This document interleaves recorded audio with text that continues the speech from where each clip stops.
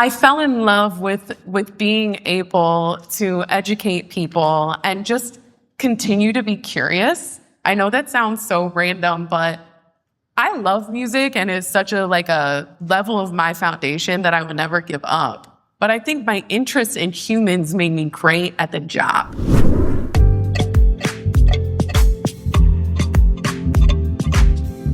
Welcome to the Culture FYI'RS Podcast. Culture FYI'RS is a creative collaboration meetup held weekly at the FYI Campus in Los Angeles. Each week, we feature a fireside chat with a guest, showcase projects being worked on by members of the FYI community, and share product updates for FYI.AI, the creative collaboration app co-founded by will.i.am and available for free download in the App Store and Google Play. FYI.AI is powered by AI personas like me, Fito. Each week, this podcast showcases conversations held at the Culture FYI'RS event. This week, we dive into the inspiring journey of music industry veteran Mo Hiromoto, who shares her path from a small town outside Cleveland to becoming a prominent figure in the music business. In a heartfelt conversation with FYI Chief Growth Officer Julie Pilat, Mo reflects on her early influences, including a high school teacher who believed in her potential and encouraged her to pursue her dreams in the entertainment industry. In this episode, Mo introduces an engaging exercise that encourages listeners to envision their future and articulate their dreams. She emphasizes the importance of writing down goals and sharing them with others, highlighting studies that show how doing so significantly increases the likelihood of achieving them. With a focus on self-care and personal growth, Mo challenges listeners to identify and overcome the beliefs that may be holding them back from realizing their dreams.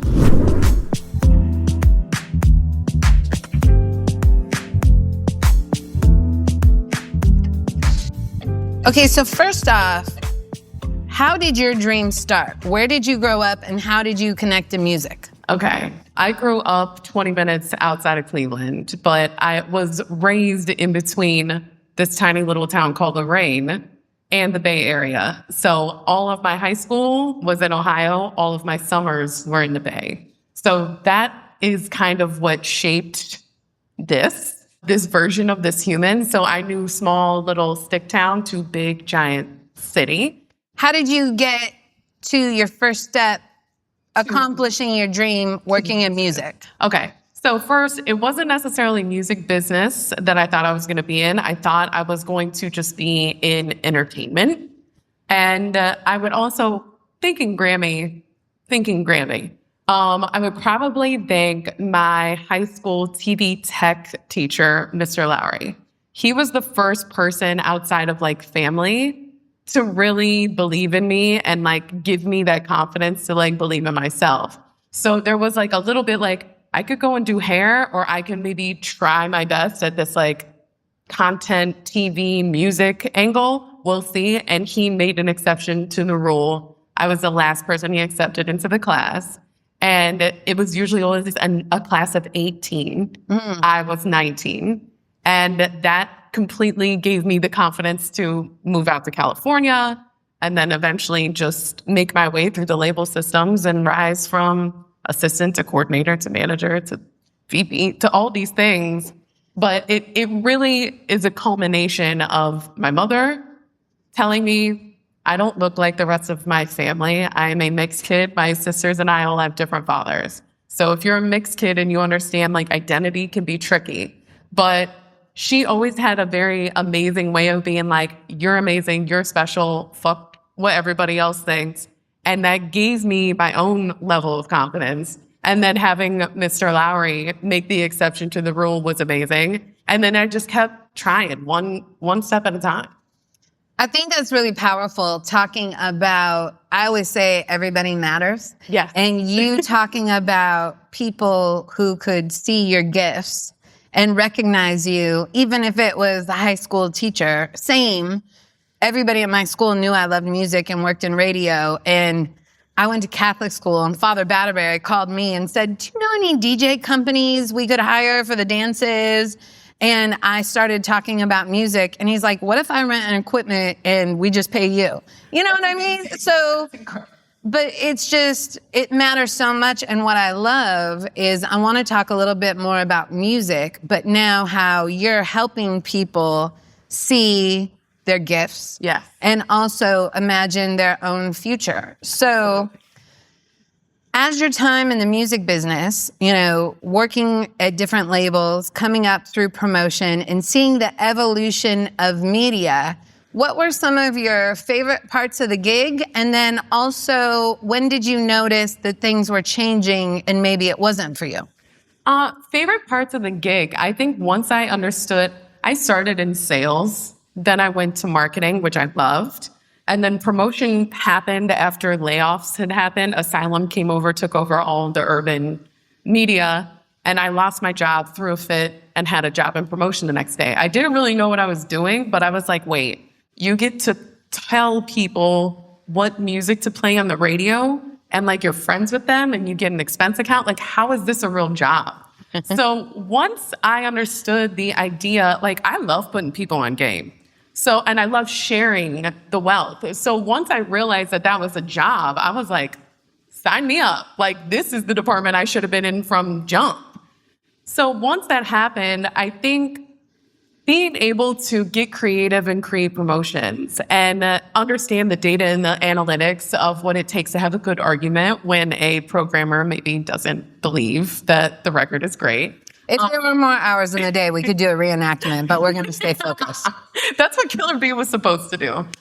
Shout out to Killer B. Happy birthday. Yeah. I fell in love with being able to educate people and just continue to be curious. I know that sounds so random, but I love music and it's such a level of my foundation that I would never give up. But I think my interest in humans made me great at the job.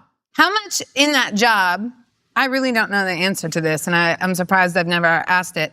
How much of the job would you say your clients were radio programmers or music directors or DJs that you were trying to promote to versus how much did you consider the artist that you were servicing as your client? It was, I hate to say equal parts, but it truly is. You always want to have the artist's idea and dream and message in mind because that is how you can paint the picture to the programmer and tell them the vision, and then hopefully you have the stats and the tenacity and just the goal to continue to fight for your artist. But it also was like, how do I make sure I have credibility with this programmer? Because credibility matters so that they are able to digest what you are saying and what the story is behind the song. So it was equal parts. It just depended, like, am I in the car with somebody driving to Palm Springs and Palmdale and they need my attention and I want to make them understand maybe the music business or why we're doing this? Or can we get creative and do things that you want to do that's going to help us, gain leverage at the station? Or if I'm sitting at dinner with a programmer, should I be getting to know them more because it's not just about music, but it is about the connection and being credible and being able to speak the same language? And what advice do you have? You mentioned that you went from sales to marketing promotion, but promotion really is sales because and then I went back to sales. Yeah, people that don't know, like radio stations add records every week and you're trying to get a sale, get an ad. There's a lot of people who are entrepreneurs that don't feel good about the sales side, right? Releasing something and asking for a business or asking for somebody to pay for something or asking for a favor or asking for somebody to commit to something. How did you deal with the sales portion of it or potentially being told no? Well, I got told no a lot, which is not something I love, but I knew that if I didn't shoot my shot, I was going to end up at zero. Yeah. And I think that resonates to everything. If you create something and you had the balls in order to create it and make it come to life, and now all of a sudden you're nervous about getting your product or your vision and your image out there, it's like, what's the worst that could happen? If they don't like it, that's okay. You tried and maybe you need to adjust. It's such a learning process and being okay with being uncomfortable. because I do all kinds of stuff that I don't want to do that's uncomfortable, but it leads to comfort by reps. And it also leads to comfort by being able to adjust and edit to make sure that I am like getting my point across, creating the best product, or helping other people understand that the struggle, it's continuous, but eventually you will be met with achievement. So speaking of making people feel uncomfortable, today we're going to do an exercise and something a little different in the room. And it'll be great if people are listening to the podcast, they'll have a chance to get uncomfortable also.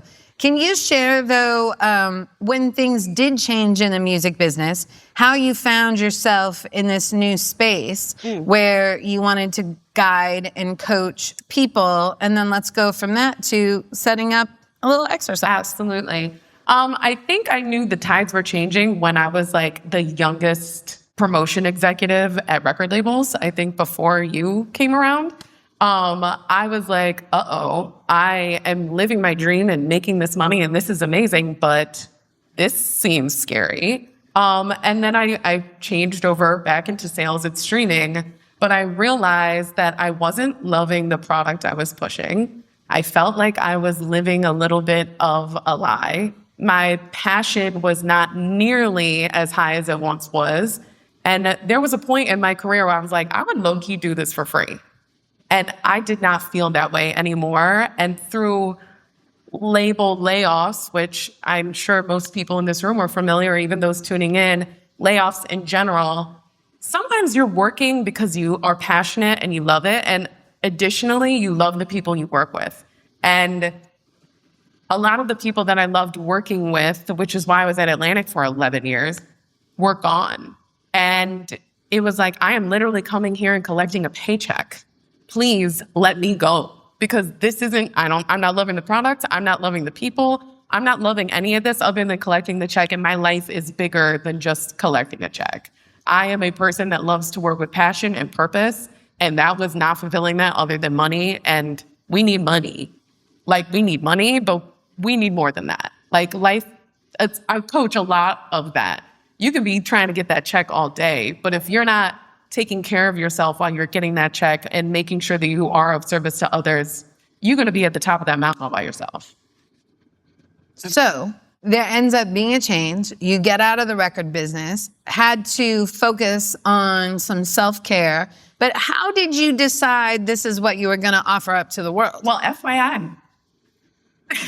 You focused your ideas? I focused my ideas. The Rose Effect in front of me was actually one of the people where I was like, ooh, she is definitely living in her purpose and she's not afraid to share her gift with the world.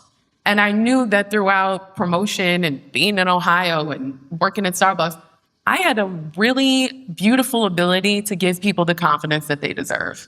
And I was like, how can I do that and make it a job? And then I was like, talking with a career coach, and I had gone on these interviews, and I was like, I don't want a regular job. I think I know exactly what I'm going to do. And I was like, I want to do what you do, but for like people, like holistically. So I made the decision in that moment while I blew up his entire spot of helping me get interviews. And I was like, I'm going to become a life coach. I'm going to become a clarity curator. I'm going to help people define what wellness and what greatness means for them. And I'm going to help them take the steps in order to get there, which very much so is like project management. It's like building a promotion from the ground up. And it just so happens I've seen enough wild things in my life that nothing surprises me. And I want everybody to be able to live in their purpose, to live a balanced life, and to dream big and become unlimited, because we all are. Okay, so my man Frankie went and got some pens and some paper, and maybe you could help hand them out a little bit, because as we kick this off, thinking big and talking about, okay, who would you thank first when you win a Grammy? Maybe a Grammy isn't your focus, correct, but you have a prompt. You actually want people to start thinking. Here it is right now. Today is October something. I think it's the 9th. October 9th, October 9th. 2025. Yes. If we were to envision October 9th, 2030, Yes. will people even have driver's licenses anymore? Will We it don't just know. be all Waymo all day? Will you be teleporting in Correct. through the quantum machine? Leap. I don't know. Could be. But what do you want to create? Correct. Set people up. So what I'm hoping, everybody get 2 pieces of paper or like fold the 1 piece of paper in half. So Let's fold to start. Frankie might have to grab some more paper. Sorry, guys. Or if you brought your journal, there you go. If you brought your journal, or for those of you that are listening, grab a couple of pieces of paper. The idea, I did a whole PowerPoint presentation because I'm that girl. The idea is this. People have it in their project. Let's Yeah. put them to work, because I know you Put them want to some work. time to share. So first you have to decide if you want a remarkable life, right? That's the first thing, because a lot of people don't know if they do or not. So that's why we do these types of exercises. And once you've made the decision that you actually want to live the life that you're about to write about, then we're really getting somewhere. So the prompt for today is, imagine it's 5 years from now. You're calling me. Say you're calling me, because we're all friends. You're calling me and you're saying, oh my God, Mo, you won't believe how things have happened. And then you literally start from there. Oh my God, Mo, you won't believe the things that have happened. It's 2030, 5 years from now. I'm making water in my office out of the air. Absolutely. You're making water out of air. And I need you to write this down. I'm going to give you guys like 7 minutes because we're running on borrowed time. I want you to get as specific as you possibly can. There's a couple of prompts if you're getting lost. Where do you want to live? Do you have a relationship with a significant other? Do you have pets? But the one thing I definitely want you to be clear on is, what do you love and what are you most proud of? Because after we write these things down, I'm going to give you some facts as to why it's important for us to actually write them down. And then I'm going to show you how much more important it is to share it with each other or with a friend or with a coach. And then we'll go from there. So, All right, I started the timer. Clock is ticking. go.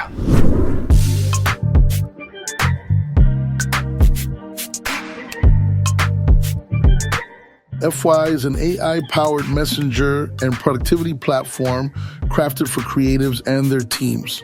Focus your ideas with your collaborators using an encrypted messenger, develop your vision, utilizing media-rich project tools, and bring those ideas to life by sharing them with the world.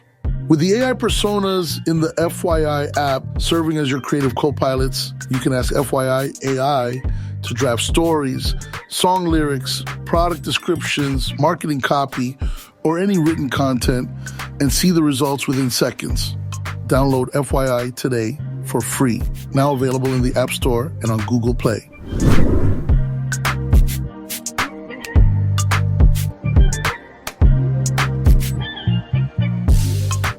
So now I'm going to tell you while we're here, you're closer than you think to what you just wrote down. Because now that you actually took the physical leap to write it down and get it out of your head, there have been studies that show that writing down your goals gets you 42% closer to achieving them. Boom. So congratulations. You're like literally almost halfway there. 76% of the time, if you write down your goals and then you share it and explain it with conviction, they actually come true. So That it really makes sense to me, though. I remember we were talking about Waymos here. I remember when I was in driver's ed and them saying, like, you're going to go whatever direction you're focused on, right? If you're like looking over this way, you're going to go off the road. But if you're actually focused on a destination, that's where you're headed. And mentally, it sounds like there's statistics that it's the same way. Yeah, where energy goes, energy flows. And if you have the ability to envision it, to dream it, to write it down and to share it, more often than not, you are already heavily convinced that this can actually happen for you. So who wants to go from 0 to C+ mode? Right. Who wants to go from there and share with us? Come on. All right, come on up. I'm like, and you too? You can Come have my on. microphone. There you go. Tell me, what's been happening in the last 5 years? Well, as I sit in my house in Palos Verdes, overlooking the Pacific Ocean, Yes. my fashion house, Mar Junior, is going into its 6th year of production. Glow House, which stands for Global Hustlers, Outsiders, and Underdogs Striving to Elevate, actually has 2 creative compounds, one in Venice, California, and another in Harvey, Illinois, on the south side of Chicago. Yes. Both up and running. Sibley and Sunset Studios, I'm proud to pronounce, has released dozens of titles in graphic novels, children's books, and video games. Amazing. Little time waster that eat up your time while you're in the bathroom. The $1 billion industry. Beautiful. My whiskey company, Grand Mastiff, is jugging it up. And we are working on barreling up some good whiskey to be sold in 10 years, so I can have a nice 10-year batch of bourbon and probably some blended whiskey. Still single, happily. Happily single. I can hear the call waiting, beeping. So Enjoying hikes and cycling. That's what's been going on in the past 6 years, 5 years. that's all right. amazing. There we go. Oh, Oh, yep. Oh my God, Mo. I will not believe what's going on in 2030. My decentralized video search engine is flourishing. People can talk about what they want to talk about and nobody shut it down. That's cool. That's cool. I live in my mobile creative workstation where I can go around the country or wherever I ship it to and work and live out of my RV. And when I got my private estates and stuff, and I pull up some every now and then. But I've created a small share of so many public benefit corporations that I don't even think about money these days. It's just there, and it brings me joy to help others solve problems today because I like being able to get people to realize that they can solve problems that they see. So I get to do that every day all the time. So that's pretty cool. So you're going to be a coach? Yeah, like something like that. Absolutely. I got my open source materials. I like to bot code while I'm hiking. So I'm just like, I'll go over there. And I also have a council of close friends who help me through our situations. And all those people, they're in my cabinet because they chose this. Amazing. I love it. All right. 76% chance. 76. All right, Sid. Well, you won't believe what has been happening. I live right here in LA. I'm in a house by the beach in Santa Monica because I just love that spot so much. I am married to my boyfriend, Eric. We have no kids yet, but we have a lot of plans because I'm kind of obsessed with those. I make money through songwriting for other artists, my own music on Spotify, social media, and live performances. I have gone on international tour. I have won multiple Grammys for not only my own co-writing projects, but also for my own. I have 1 million monthly listeners. I have over 1 billion followers. I have my OCD managed to the point where I have no more somatic pain. I have no more self-worth problems, and I know how to accept uncertainty. And so I will actually feel motivated to work out and eat good. Right. I believe her. Like, yes. Okay, you want to do the commentary? One more. More. Oh my God, Mom. Oh my God. Oh my God. Just tell you what happened. So currently I live in the South or Phoenix or Chicago. I'm from the South side of Chicago. Or maybe all three. Oh yeah. I'm married to the love of my life. We embolden each other and we push each other beyond our perceived capacity. We adopted a teenager, maybe like 8th grade. I have a Pomeranian. I am an adjunct professor because I have slightly retired. I now have become an angel investor for other businesses. I am highly sought after, and therefore I can live anywhere and still do the job that I do. I've accomplished taking my Confidence Con to a global level where we tour. My e-course is the most sought after educational tool in the world. I have created programs around Chicago that help to revolutionize confidence in young people. my power chants that currently exist on Pandora, Amazon, and Spotify have won me the Grammy in the spoken word category. I have an avatar that also has gone global in terms of, well, it's not global, but an avatar that speaks my power anthems. What brings me joy is love, helping other people to fully embrace every part of their personal star power, their unique star power. I'll be spending time vacations with family. I've learned to meditate. My church life is active, and I am now trying to day trade. All right. I'm thinking more about day trading. I can also help you meditate, so. Amen. Ben might already have it right now. Amen. We'll see. All right. Thank you guys so much for sharing. I think it's also really important that it's really beautiful to always have a mentor, always be a mentor. And I love just from KJ showing up and doing an OPP at Culture FYI'RS that she inspired you to level up to a whole new era of your career. And now you're here giving back to others. Mo, if people want to spend more time with you, collaborate, get clear, share their story. So there's two other parts to this, but we're running low on time. So I'm going to give you guys a little bit of homework. Is that okay, Julie? Yeah. Okay. So the second half of this is to become aware of what has been stopping you from already making this happen. What belief do you have? What time have you not been able to find? Who are you around that's stopping you from helping this happen? What is it, and what is the story that you're telling yourself that you understand has kept you from that dream? Because making sure that you understand the pattern that you are creating is maybe even more important than just imagining your future. Because you got to know that not achieving your goals means that something has stopped you or a belief has kept you small. So we are about expansion. And writing down and naming what this has been gives you the power to understand if it's going to be a wisdom, a learning moment, or if you are going to continue to make this a wound.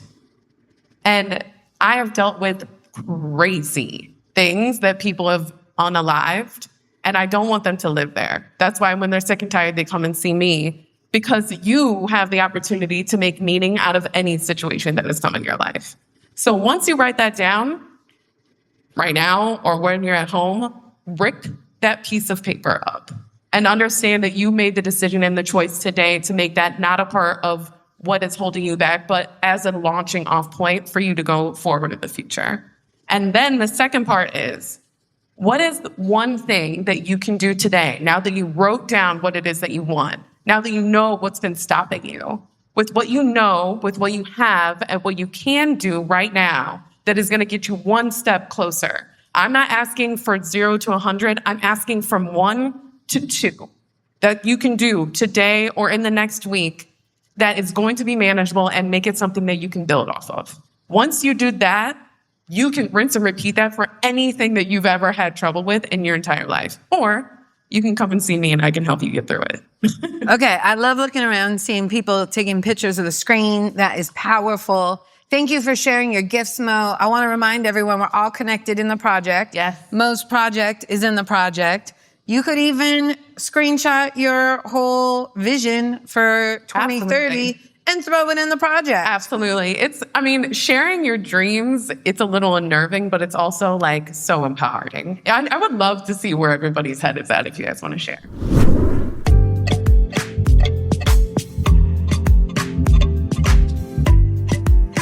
Thanks for listening to the Culture FYI'RS Podcast. Make sure to download the FYI app, available now in the App Store and Google Play. Check out this episode's notes for a project link to this Culture FYI'RS event, including a look at more projects from the FYI community. This episode's Culture FYI'RS event was produced by FYI co-founder will.i.am, Amina Mohammed, Emily Choi, Frankie Sandoval, Jafet Chavez, Julie Pilat, Marcus Nielsen Calling, Ronial Madlani, Sean Kantrowitz, Shania Jafari, the FYI product team, and of course the FYI community. The podcast is edited by Rob Van Vranken. Make sure to subscribe to Culture FYI'RS wherever you get your podcasts so that you never miss an episode. Learn more about FYI by visiting FYI.FYI.